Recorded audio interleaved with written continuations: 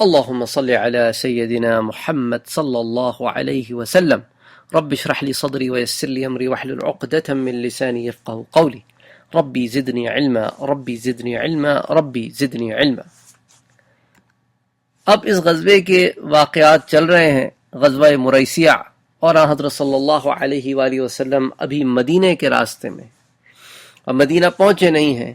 چند واقعات اس ضمن میں پہلے عرض کر چکا ہوں اور آپ سے کہا کہ اس ضمن میں کئی واقعات ہوئے، تو ایک ایک واقعے کو انشاءاللہ جہاں جہاں ہائی لائٹ ہوتا ہے وہاں چھوٹا بڑا مختلف لینتھ کے واقعے پھر انشاءاللہ بیان کریں گے. تو اسی ضمن میں ایک اور چھوٹا سا واقعہ ہے، بڑا دلچسپ واقعہ ہے. اس سے پتہ چلتا ہے کہ حضرت صلی اللہ علیہ وآلہ وسلم کے زمانے میں مسلمان انٹرٹینمنٹ بھی کیا کرتے تھے. آپ صلی اللہ علیہ وآلہ وسلم ان کے دلوں کے بوجھوں کو ہلکا بھی کیا کرتے تھے اور وہ اس سے محظوظ ہوتے تھے، خوش ہوتے تھے، اور ایک اچھا لائٹ ماحول رہتا تھا.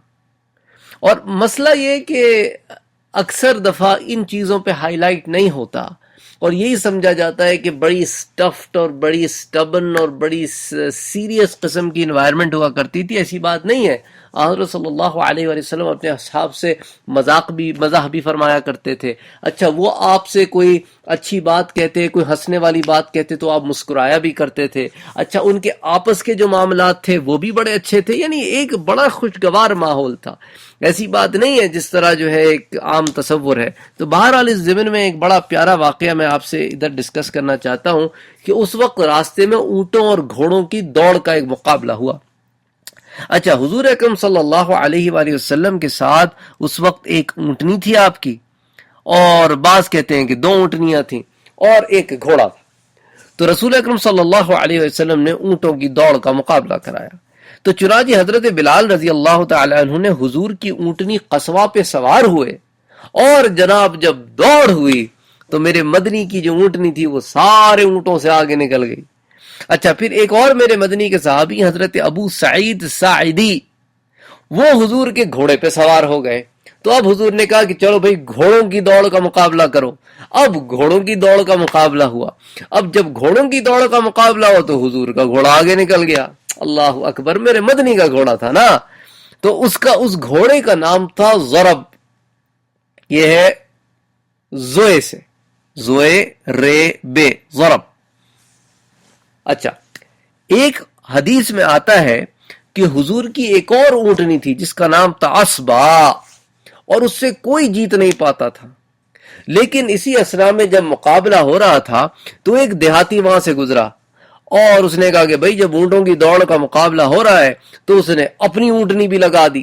اب اس نے اونٹنی لگائی تو اسبا جو ہے وہ ساری اونٹوں سے آگے نکل گئی، لیکن دیہاتی کی اونٹنی اسبا سے آگے نکل گئی.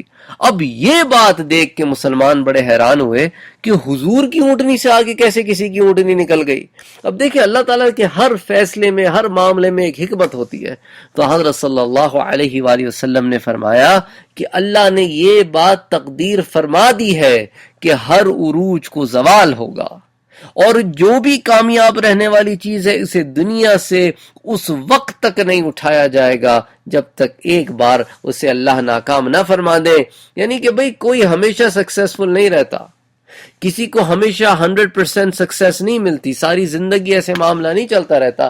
انسان کو مشکلات آتی ہیں، کبھی کوئی کام ہو جاتے ہیں، کبھی کوئی کام نہیں ہوتے ہیں. یہ سب دنیا میں لگا ہوا ہے. nobody is 100%.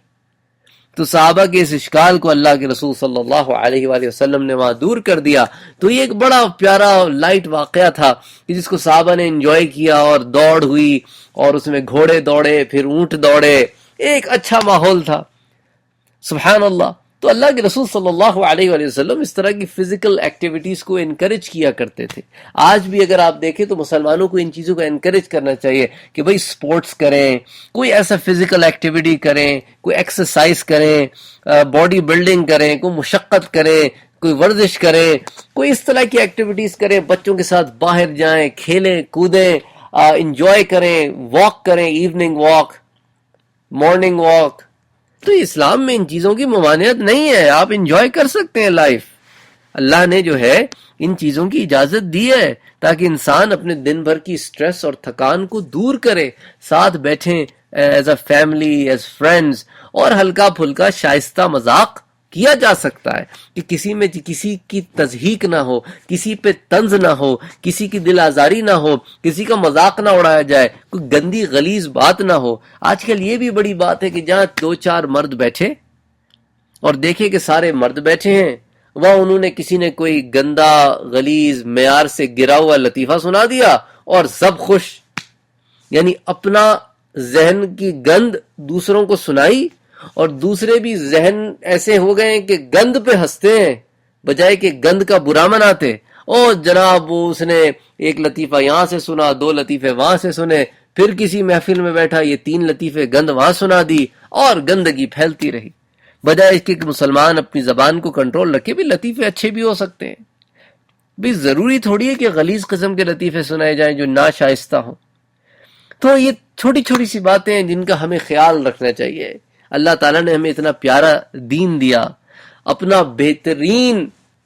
بہترین بندہ جو اللہ کا ہے، پوری اس کی خلق میں اسے ہمارا نبی بنایا اور اسے رحمت للعالمین بنایا، اس کے اخلاق کو اعلیٰ ترین اخلاق بنایا، اور پھر ان کے امتی ہو کہ ہم ایسی چیزیں کریں۔ زیب نہیں دیتا کہ یہاں بیٹھے اس کو کچھ کہہ دیا، وہاں بیٹھے اس کو کچھ کہہ دیا، ہر ایک کے خلاف دل میں بغض، ہر ایک برا ہے، لوگوں کو ناموں سے بلانا، غلط ناموں سے بلانا، لوگوں کے مذاق اڑانا، اور پھر لوگوں کو قومیت کے بیسس پہ امتیاز کرنا، اور پھر کسی کو چونکہ بس وہ مسلمان نہیں ہے تو اس کو نیچے گرانا، اس کا مذاق اڑانا۔ یہ کون سا دین ہے؟ کبھی حضرت صلی اللہ علیہ وآلہ وسلم کی ساری زندگی میں آپ نے کبھی سنا یا دیکھا کہ آپ نے کسی کے مذہب کا مذاق اڑایا ہو، کسی کی شخصیت کا مذاق اڑایا ہو، کسی پہ تان تشنا کیا ہو؟ کبھی نہیں پایا ہوگا۔ تو ہمیں حضور صلی اللہ علیہ وآلہ وسلم کی زندگی سے سیکھنا ہے۔